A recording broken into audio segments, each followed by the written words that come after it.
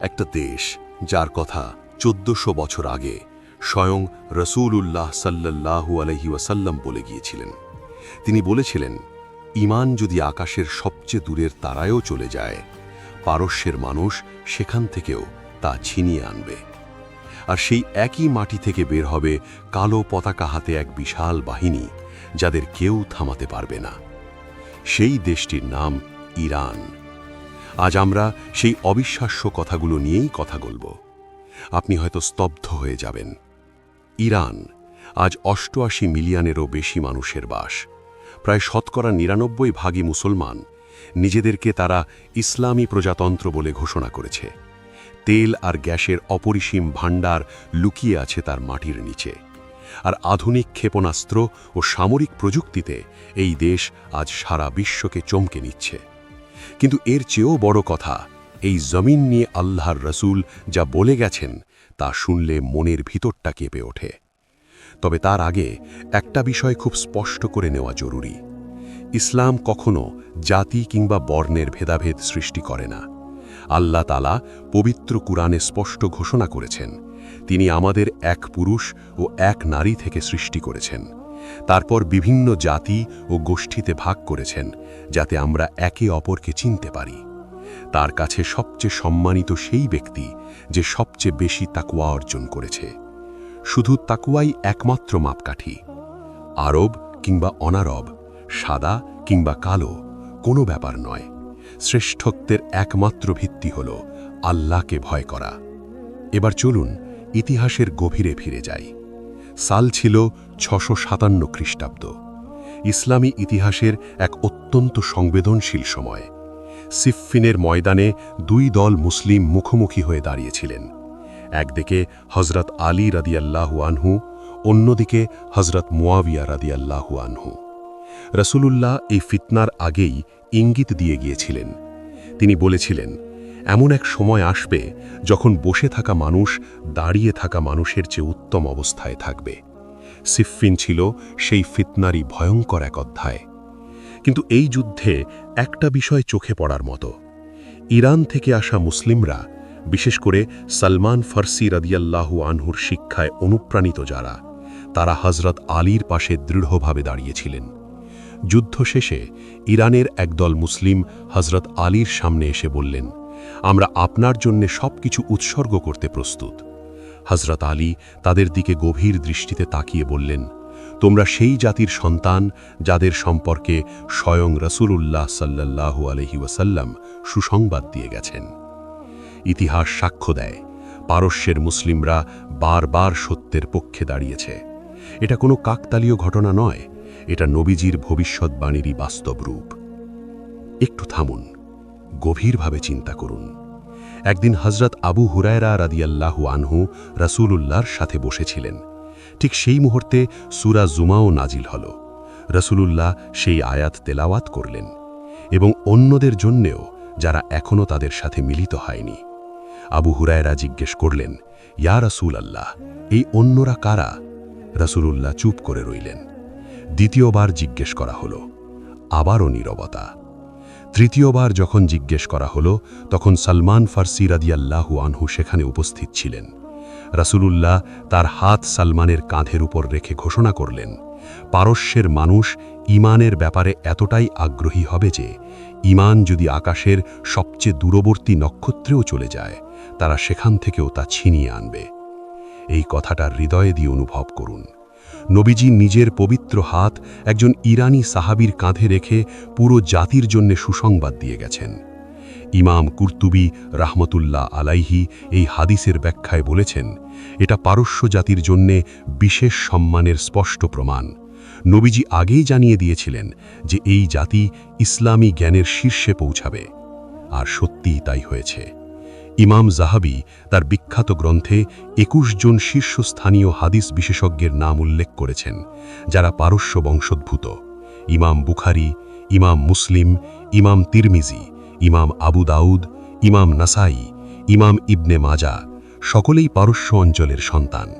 ফিকহের ইমাম আবু হানিফাও পারস্য বংশোদ্ভূত। বিজ্ঞান ও দর্শনের জগতে ইবনে সিনা, আল ফারাবি, আল বিরুনি, আল খাওয়ারিজমি সকলেই এই অঞ্চলের গৌরব। ইমাম সুয়ুতি বলেছেন, ইসলামী ইতিহাসের অধিকাংশ মনীষী অনারব বংশোদ্ভূত ছিলেন। এটা নবীজির সেই ভবিষ্যৎবাণীরই বাস্তব রূপ। সালমান ফার্সির জীবন কাহিনী শুনলে বুকের ভিতরটা নাড়া খেয়ে যায়। তিনি ইরানের এক সম্ভ্রান্ত অগ্নি উপাসক পরিবারে জন্মগ্রহণ করেন, কিন্তু তার হৃদয়ে ছিল অসীম সত্যের তৃষ্ণা। সেই তৃষ্ণা তাকে ঘর ছেড়ে বের করে দেয়। তিনি সিরিয়ায় যান, খ্রিস্টান পাদ্রীদের কাছে জ্ঞান অর্জন করেন। একজনের কাছ থেকে আরেকজনের কাছে যেতে যেতে শেষ পর্যন্ত একজন পাদ্রী তাকে বলেন, এমন এক নবী আসছেন, তুমি আরবে যাও।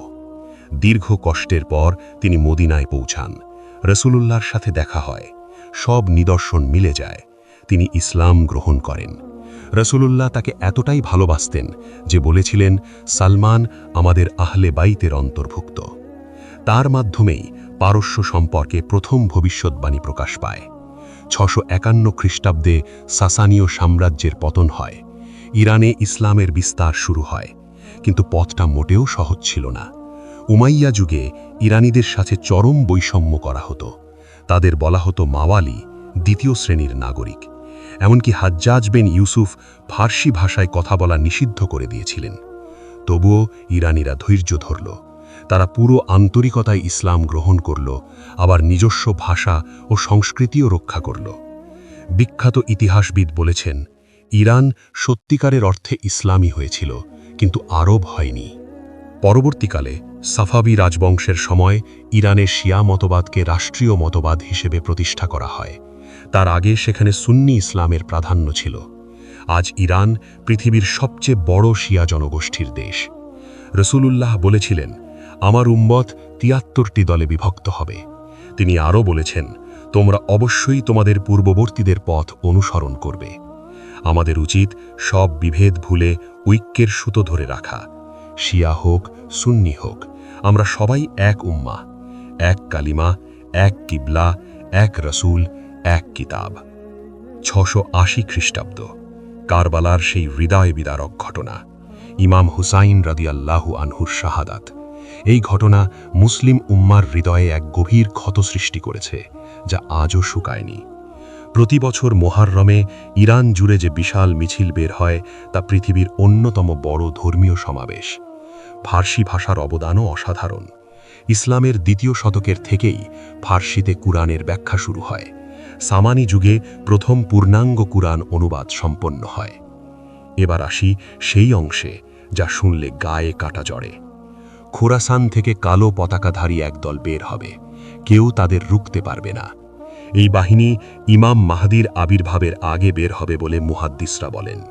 তাদের এক নেতার নাম হবে শুয়াইব ইবনে সালেহ। আজকের গাজা, সিরিয়া, লেবানন, ইরানের বিরুদ্ধে নিষেধাজ্ঞা, এসব কি সেই আলামতেরই ইঙ্গিত?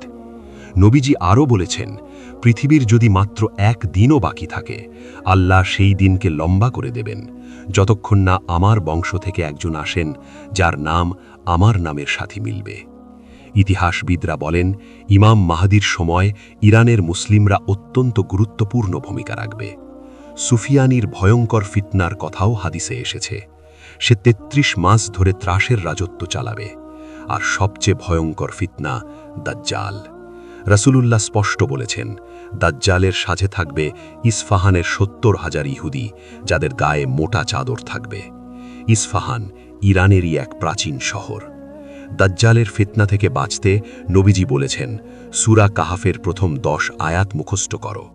ইয়াজুজ মাজুজও খোরাসান থেকে বের হবে বলে হাদিসে এসেছে।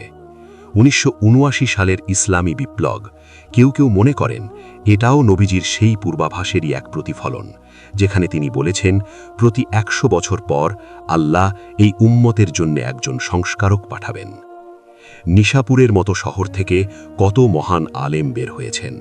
তাদের ইলম ও তাকওয়ার কারণে জান্নাতে তারা উঁচু মর্যাদা পাবেন বলে বর্ণনা রয়েছে। ইমাম আবু হানিফাকে একবার জিজ্ঞেস করা হয়েছিল, আপনার বংশ কোথাকার? তিনি শান্তভাবে বলেছিলেন, আমি সেই জাতির সন্তান যাদের সম্পর্কে রাসূলুল্লাহ সুসংবাদ দিয়ে গেছেন।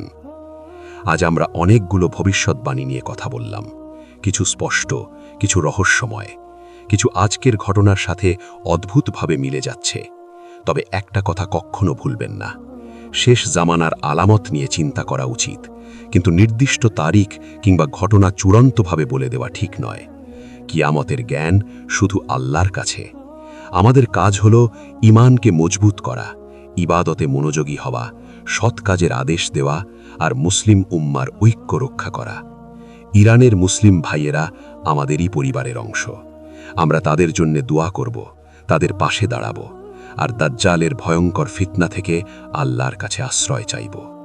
হে আল্লাহ, আমাদের কবরের আযাব থেকে, জাহান্নামের আগুন থেকে, জীবন ও মৃত্যুর ফিতনা থেকে এবং দাজ্জালের ফিতনা থেকে আমাদের হেফাজত করুন। আমিন।